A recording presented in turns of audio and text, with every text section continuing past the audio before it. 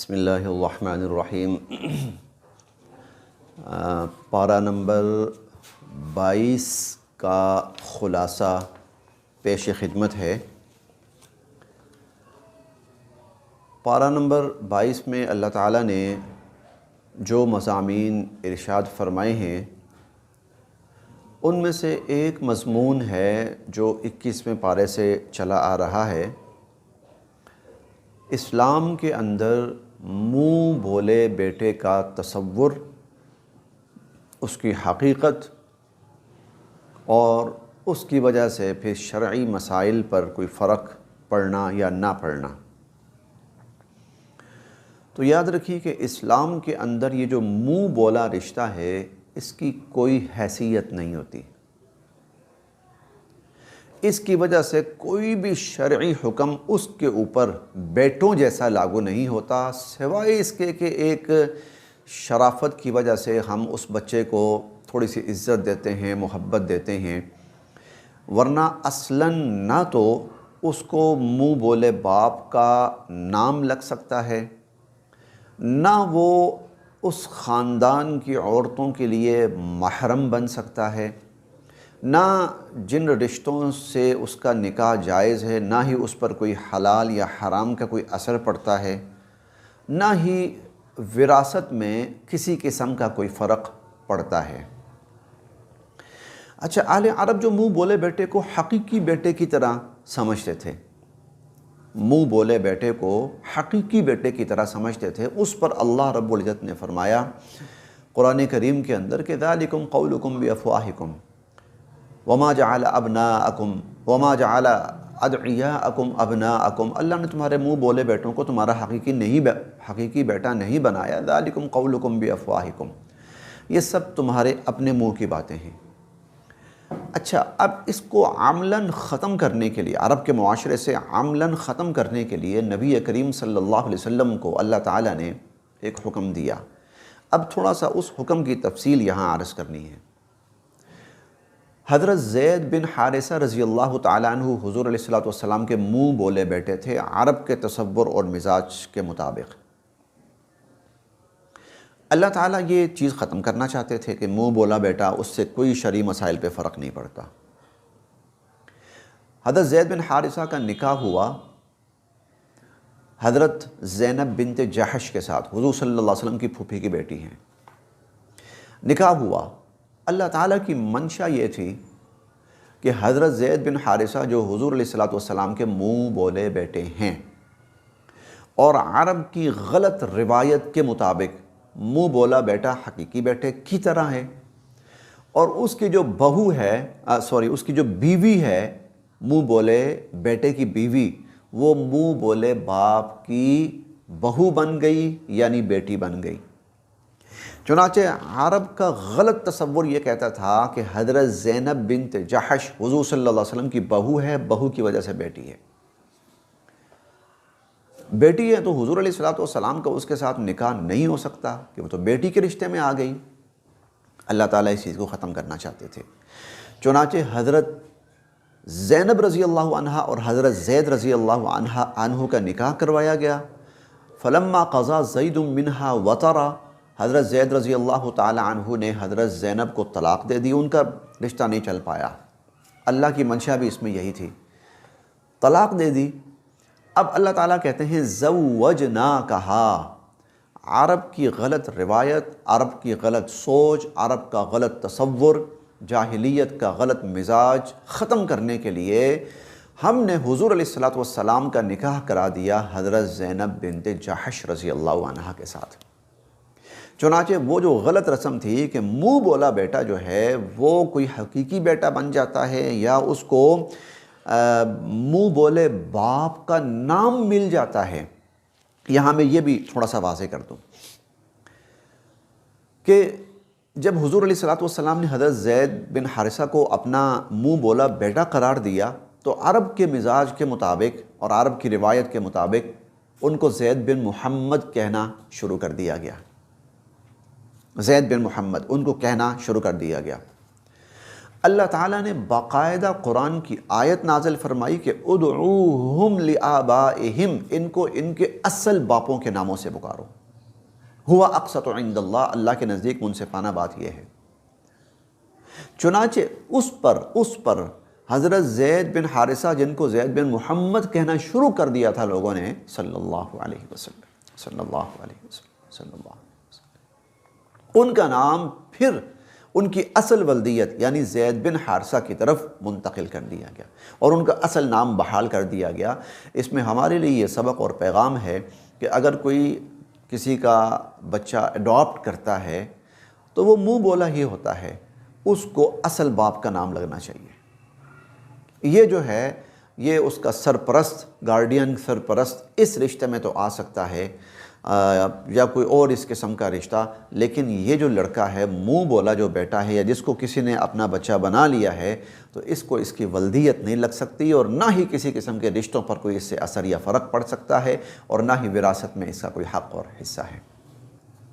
دوسرا جو مضمون ہے اس 22ویں پارے میں، وہ نبی کریم صلی اللہ علیہ وسلم کی ختم نبوت کو اللہ رب العزت نے بیان فرمایا کہ ما کان محمد ابا احد من رجالکم، حضرت محمد صلی اللہ علیہ وسلم تم مردوں میں سے کسی کے والد نہیں ہیں، ولکن رسول اللہ، بلکہ وہ اللہ کے رسول ہیں، وخاتم النبیین، اور وہ آخری نبی ہیں۔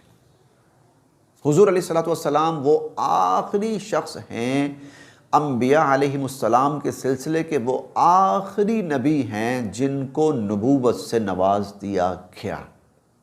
حضور علیہ السلام کی ذات اقدس کے بعد اب کسی کے لیے نبوت نہیں ہے۔ حضور سے پہلے جس کو ملنی تھی مل گئی، حضرت موسیٰ علیہ السلام، حضرت عیسیٰ علیہ السلام، حضرت زکریا علیہ السلام، حضرت یحییٰ علیہ السلام، ان سب کو حضور علیہ السلام سے پہلے نبوت مل گئی، نبوت دے دی گئی۔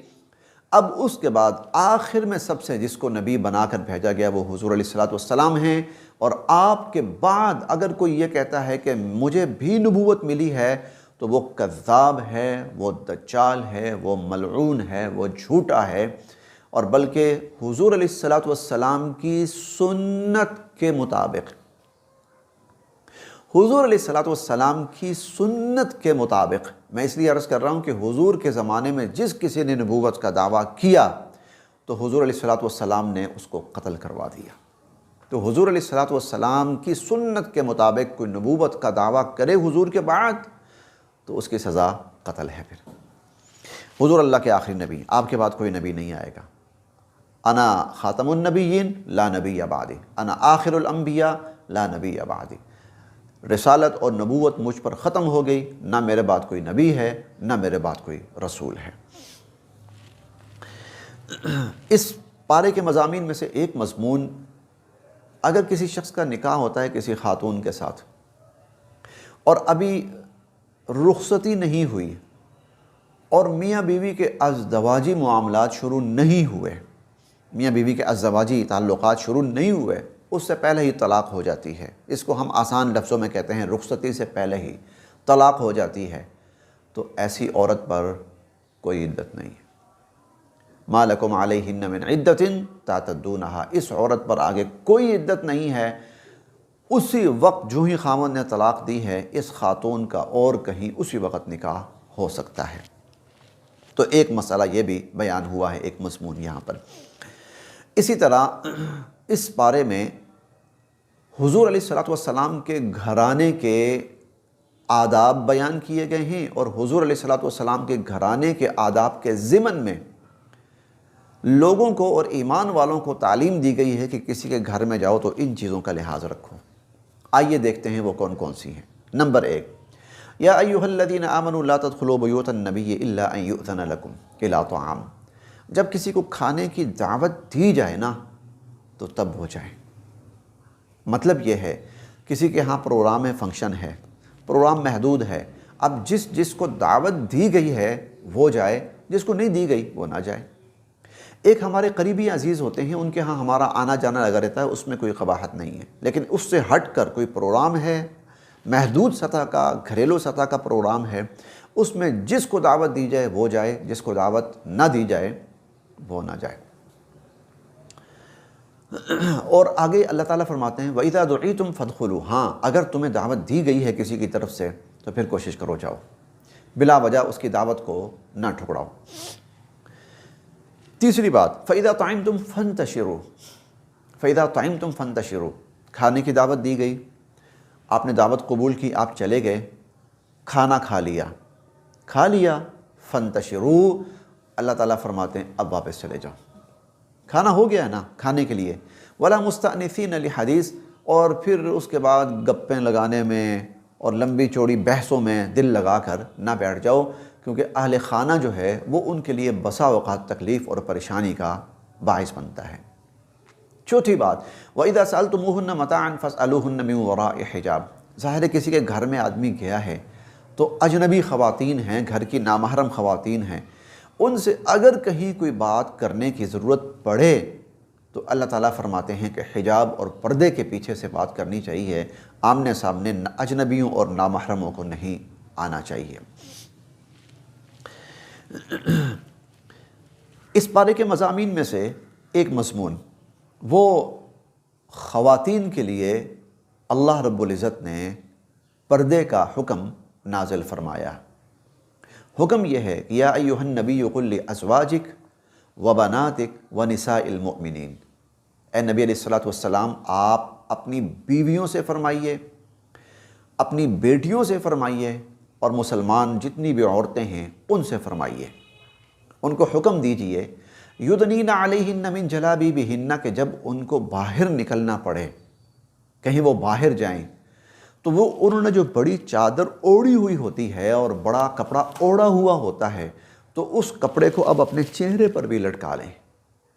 یعنی پہلے تو اتنا تھا کہ سر ڈھانپا ہوا تھا اور بڑی چادر کے ساتھ جلباب جس کو قرآن کریم کہتا ہے وجود ڈھانپا ہوا تھا، اب اللہ کہتے ہیں باہر جانا ہے نا تو باہر جانے کی صورت میں اس جلباب کو یدنین علیہن من جلابیبہن، ان کو اپنے چہروں پر بھی ڈال لو، یعنی اس سے چہرے کا بھی پردہ کر لو۔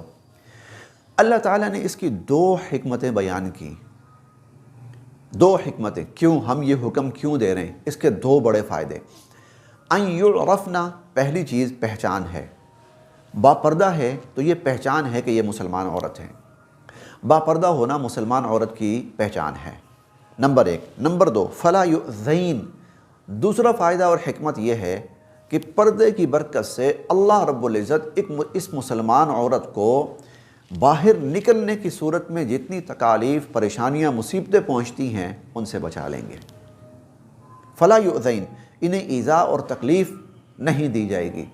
اور یہ بات تو مشاہدے میں ہے کہ جب کوئی خاتون واقعتاً صحیح معنوں میں باپردہ ہو کر نکلتی ہے تو جو مرد ہوتے ہیں ان کی نظروں کے اندر بھی احترام آ جاتا ہے، پھر ہر کوئی گھور گھور کر اور غلط نظروں سے اور بری نظروں سے نہیں دیکھتا اور ان کے لیے تکلیف یا پریشانی پیدا نہیں کرتا۔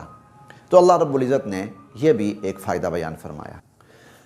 اس پارے کے مضامین میں سے ایک مضمون وہ حضرت سلیمان علیہ السلام کی موت کا بڑا عجیب واقعہ ہے، ان کی وفات کا بڑا ہی عجیب واقعہ ہے۔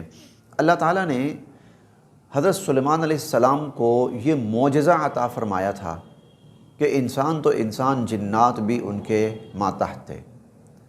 وَمِنَ الْجِنِّ مَن يَغُوصُونَ لَهُ وَيَعْمَلُونَ عَمَلًا دُونَ ذَلِكَ وَكُنَّا لَهُمْ حَافِظِينَ، اور يَعْمَلُونَ لَهُ مَا يَشَاءُ مِن مَحَارِيبَ وَتَمَاثِيلَ وَجِفَانٍ كَالْجَوَابِ وَقُدُورِ الرَّاسِيَاتِ، حضرت سلیمان علیہ السلام جنات سے بہت بڑے بڑے کام لیتے تھے اور بہت بڑے بڑے پروجیکٹ حضرت سلیمان علیہ السلام نے جنات سے پورے کروائے۔ چنانچہ مسجد اقصیٰ بیت المقدس کی تعمیر کا کام شروع ہوا، حضرت سلیمان علیہ السلام جنات سے بیت المقدس کی تعمیر کروا رہے تھے۔ سلیمان علیہ السلام کا آخری وقت آ گیا، اللہ رب العزت کی طرف سے ان کی موت کا وقت طے تھا اور موت کا وقت آ گیا۔ اب اگر سلیمان علیہ السلام کی موت ظاہر ہو جاتی تو جنات کام چھوڑ دیتے وہیں پر، اور وہ جو بڑا پروجیکٹ تھا جو اللہ کی منشا تھی کہ پورا ہو وہ درمیان میں رہ جاتا۔ سلیمان علیہ السلام نے یہ کیا کہ ایک شیشے کا سا ان کا دفتر تھا اور وہ اپنی لاٹھی کے سہارے وہاں کھڑے ہو گئے۔ کھڑے ہوئے اسی حالت میں اللہ رب العزت نے ان کی روح قبض فرما لی، لیکن ان کی لاٹھی اور سلیمان علیہ السلام کا وجود معجزانہ طور پر یوں ہی قائم رہا۔ جنات اپنے وقت مقررہ پہ آتے، دیکھتے سلیمان علیہ السلام موجود ہیں، کام شروع کر دیتے، پروجیکٹ چل رہا ہے، گویا سلیمان علیہ السلام نگرانی کر رہے ہیں، حالانکہ ان کی وفات ہو چکی ہے۔ جب وہ سارا پروجیکٹ پورا ہو گیا اور اللہ تعالیٰ کی جو منشا تھی پوری ہو گئی، سلیمان علیہ السلام کی جو لاٹھی تھی تو دیمک اس کو چاٹ چکا تھا، وہ لاٹھی گری تو سلیمان علیہ السلام ان کا وجود بھی گرا۔ جب ان کا وجود گرا تو پتہ چلا کہ ان کو تو فوت ہوئے پتہ نہیں کتنا عرصہ ہو چکا ہے۔ اب وہ آیت سنی جو اللہ تعالیٰ اس ضمن میں بیان اور ارشاد فرماتے ہیں، فرمایا فلما قضینا علیہ الموت، جب ہم نے حضرت سلیمان علیہ السلام پر موت طاری کر دی، ما دلہم علی موتہ، تو جنات کو کس چیز نے ان کی موت کے بارے میں آگاہ کیا، الا دابۃ الارض، زمین کا کیڑا دیمک، تأکل من سأتہ، جو ان کی لاٹھی کو کھا رہا تھا۔ فلما خر، اور جب سلیمان علیہ السلام کا وجود گرا، تبینت الجن، تو اس وقت جنوں کے سامنے یہ بات ظاہر ہوئی کہ لو کانوا یعلمون الغیب، اگر وہ غیب جانتے ہوتے، ما لبثوا فی العذاب المہین، تو اتنا عرصہ اس تکلیف دہ مصیبت میں نہ پڑے رہتے، کیونکہ ان کو کام کرنا پڑ رہا تھا یہ۔ تو اللہ تعالیٰ نے حضرت سلیمان علیہ السلام کی موت کا یہ منظر بیان فرمایا۔ انسانوں کو 2 سبق اور 2 پیغام اللہ تعالیٰ دے رہے ہیں۔ ایک تو یہ، اللہ کی ذات جب چاہے جو چاہے کرنے پر قادر ہے، کیسے اللہ تعالیٰ نے یہ کام پورا کروایا اپنی حکمت اور منشا کے تحت۔ دوسری بات، غیب اللہ کے سوا کوئی نہیں جانتا۔ جنات جو تھے وہ بھی سامنے دیکھ رہے ہیں سلیمان علیہ السلام کو، نہیں پہچان پائے۔ یہ 2 سبق 2 پیغام اللہ تعالیٰ یہاں پر انسانوں کو دے رہے ہیں۔ اس پارے کے مضامین میں سے سورہ سبا چل رہی ہے، سورہ سبا۔ تو یہ اصل میں سورہ سبا اس لیے اللہ نے اس کا نام سبا رکھا کہ قوم سبا کا ذکر ہوا ہے۔ یمن کے اندر یہ قوم تھی، اللہ تعالیٰ نے ان کو بہت نوازا تھا۔ یہ علاقہ زرعی علاقہ تھا اور اللہ تعالیٰ نے بہت ترقی دی تھی ان کو زراعت کے اندر۔ جنتان عن یمین و شمال، کلوا من رزق ربکم واشکروا له بلدۃ طیبۃ ورب غفور۔ اللہ تعالیٰ نے ان کو بہت بڑے پیمانے پر زراعت سے، باغات سے نواز رکھا تھا۔ اور لیکن یہ قوم اللہ کی شکر گزار نہ بنی، اس پر اللہ کی شکر گزار نہیں بنی، بلکہ یہ قوم اللہ کی ناشکری میں مبتلا ہوئی۔ اور ناشکری میں کس طرح مبتلا ہوئی؟ ایک تو اللہ پر ایمان نہ لائی، سب سے بڑی ناشکری، اپنے سب سے بڑے مالک اور محسن اور خالق اس کو ہی نہ مانا، تو اس سے بڑی ناشکری کیا ہوگی؟ اور دوسرا، عمومی طور پر بھی ان کی زبانوں کے اندر اس نعمت کی قدردانی نہیں تھی، وہ ناقدری کرتے تھے۔ تو اللہ تعالیٰ فرماتے ہیں کہ پھر ہم نے ان کے اوپر عذاب مسلط کیا، اور ان کا وہ جو جتنی زراعت تھی، ایک سیلاب آیا اور اس سیلاب نے ان کی ساری زراعت کو تباہ کر کے رکھ دیا۔ اللہ تعالیٰ فرماتے ہیں کہ ذَلِكَ جَزَيْنَاهُمْ بِمَا كَفَرُوا، یہ ان کی ناشکری کا انجام تھا۔ وَهَلْ نُجَازِي إِلَّا الْكَفُورَ، ناشکروں کو پھر ہم ایسے ہی سزا دیتے ہیں یا ان سے پھر ہم ایسے ہی نمٹتے ہیں۔ اس کے بعد فرمایا کہ وَبَدَّلْنَاهُمْ بِجَنَّتَيْهِمْ جَنَّتَيْنِ ذَوَاتَيْ أُكُلٍ خَمْطٍ وَعَصْلٍ وَشَيْءٍ مِّن سِدْرٍ قَلِيلٍ، کہاں تو باغات ہیں، ہریالی ہے، سبزیں ہیں اور پھلوں کی بہتات ہے اور انتہا ہے۔ اور اب یہ حال تھا کہ وہاں صرف کوئی جھاڑ جھنکار، کوئی کانٹے اگتے تھے تو اگتے تھے بس، اور کچھ بھی نہیں اگتا تھا۔ جب قوم ناشکری کرتی ہے، ناقدری کرتی ہے، تو اللہ اس سے وہ نعمت واپس لے لیتے ہیں۔ اس پارے کے مضامین میں سے آخری مضمون، اللہ تعالیٰ نے انسان کو ایک بہت بڑے مقصد کے لیے پیدا کیا، لیکن اس دنیا میں جب بھیجا ہے تو امتحان رکھ دیا بہت بڑا۔ اور وہ امتحان کیا ہے؟ دنیا کی آسائشات انسان کے سامنے خوبصورت مزین بنا کر رکھ دی، مقصد بتا دیا کہ مقصد کچھ اور ہے، اور سامنے یہ امتحان اور آزمائش ہے۔ اب اللہ فرماتے ہیں کہ یا ایھا الناس ان وعد اللہ حق، اے لوگو اللہ کا وعدہ سچا ہے۔ کیا؟ قیامت آنی ہے، یہ سب عارضی ہے، فانی ہے۔ اللہ کا یہ وعدہ سچا ہے۔ اللہ کا یہ وعدہ بھی سچا ہے، جو ایمان لائے گا، نیک اعمال کرے گا، اپنے رب کا فرما بردار رہے گا، اللہ تعالیٰ اس کو بخش دیں گے، اس سے راضی ہوں گے، اللہ پاک اس کو جنت نصیب فرمائیں گے۔ اللہ کے یہ وعدے سچے ہیں۔ فَلَا تَغُرَّنَّكُمُ الْحَيَاةُ الدُّنْيَا، دیکھو کہیں دنیا کی چمک دمک، دنیا کی رونق، دنیا کی آسائشات کہیں تمہیں دھوکے میں نہ ڈال دیں، اور وہ بھی اللہ کے بارے میں دھوکے میں نہ ڈال دیں۔ اور اِنَّ الشَّيْطَانَ لَكُمْ عَدُوٌّ، اور شیطان تمہارا دشمن ہے، دیکھو کہیں شیطان تمہیں دھوکے میں نہ ڈال دے، تمہیں مال کے پیچھے لگا دے، تمہیں دنیا کی عمارات اور بلڈنگ کے پیچھے لگا دے، تمہیں دنیا کی اشیاء سمیٹنے کے پیچھے لگا دے۔ ایسا نہ ہو کہ الہاکم التکاثر، زیادہ سے زیادہ سمیٹنے کی ہوس تمہیں غفلت میں ڈال دے، حتیٰ زرتم المقابر، یہاں تک کہ عزرائیل آئے روح نکالے اور گھر والے لے جا کے قبر میں ڈال دیں۔ دیکھو کہیں اس دھوکے میں مبتلا نہ ہونا۔ اللہ پاک ہمیں حقیقت نصیب فرمائیں اور حقیقت کے مطابق زندگی نصیب فرمائیں۔ اللہ تعالی ہم سب کے لیے عمل کی راہیں آسان فرمائیں۔